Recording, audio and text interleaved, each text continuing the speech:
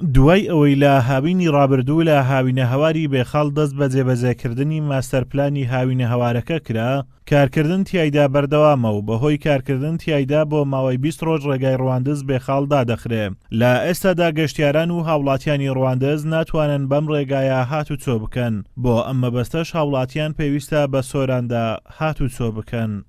سەبارەت بە داخرانی ڕێگای نێوان گەری عەلیبەشت بۆ بێخاڵ پاشان بۆ ڕواندز ئەگەڕێتەوە هۆکارەکە گەڕێتەوە بۆ کارکردن لە ماستەرپلانی نوێی بێخاڵ کە ماوەیەکە دەستی پێکردووە. ئەو مەترسی هاتنە خوارەوەی هەندێک بەر لەو ڕێگایەوە وای کردووەکەوە ڕێگایەکە بۆ ماوەیەکی کاتی دابخرێ. ماستەرپلانی هاوینە هەواری بێخاڵ لە 20 نۆی 2016 بە ئامادەبوونی وەزیری شارەوانی حکوومەتی هەرێمی کوردستان چووە بواری جێبەجێکردن و بەشێک لە ماستەرپلانەکە لەسەر ئەرچی هاوڵاتیان خۆیان بوو و بەشێشی تریش دەکەوتە سەر حکوومەت. بەڵام خاوەن پرۆژەکان لە ئێستادا نیگەرانن لەوەی حکوومەت ئەو ئەرکانەی لە ماستەرپلانەکەدا کردبوون یا ئەستۆی خۆی جێبەجێی نەکردوون. لەوانە دروستکردنی پردێک لە هاوینە هەوارەکە و چاکنەکردنی ڕێگاوبانەکان.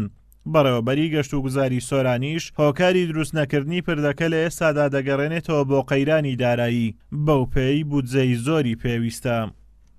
پردە پیادەکە لەلایەن حکوومەت دەرخستەشی بۆ کرا و خەریک بوو مافقەشی تاوای، بەڵام دواتر لە ڕێگەی کردی بتوانیمان پردە پیادەکە بە کۆتا بینین دروست کرا. خۆشبەختانە هیچ پارێش حکوومەتی نەچوو بە شێوێکی زۆر ئاسان و واروها بە شێوێکی مۆدێرن دروست کراوە و بەس تەنها تەغلیفی ماوە ئینشاڵڵا تەغلیفیشی دەکەین. سەبارەت بە پردە گەورەکە بەڕاستی کولفەیەکی یەکجار زۆری دەوێت لە مەرحەلەی ئێستادا، لەبەر ئەوەی بە وەزعی حکوومەتیش بەڕاستی لە ڕووی قەیرانی داراییەوە نالەبارە چاوەڕێ ئەوەی دەکەین لە هەوڵ داین بۆ ئەوی بتوانین ئەو پردەشتە مستەقبەلە خستمانە پلانی خۆمان، بەڵام مەرج نییە ئەمساڵ بکەین بە تاکید وەختی دادێ و پردەشت دێتە جێبەجێکردن. هەندێک شت کەوتە سەر ئەستۆی حکوومەت و وعدیاندا بیکەن لەوانە مەسەڵەن تەواوکردنی پردی گەورە بەشی دووەمی پردی گەورە ئێمە پێشنیارمان کردتونێ لێک بکەن بۆی ئەوەی گەشتیار نییە گرفتی هاتوچێ بۆ دروست نەبی هاوینە لە کاتی قەرەباڵخی ئەوانە ئەویان نەکرد وتیان پردەکە تەواوەکەین، ئەویش تا ئێستا هیچ ئەویان هیچ هەنگاوێکیان دیار نییە بەکردار.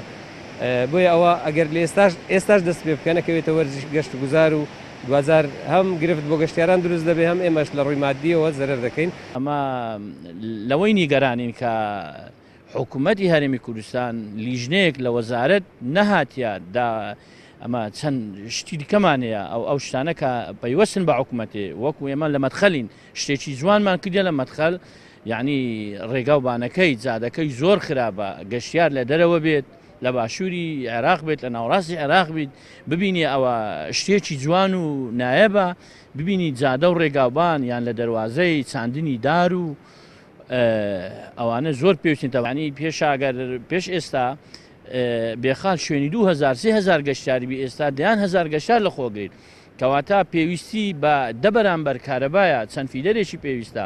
دەڤەری سۆران خاوەن ناوچەی گەشت و گوزاری زۆرە و 180 ناوچە گەشتیاریەکانی هەولێر پێک دەهێنێت.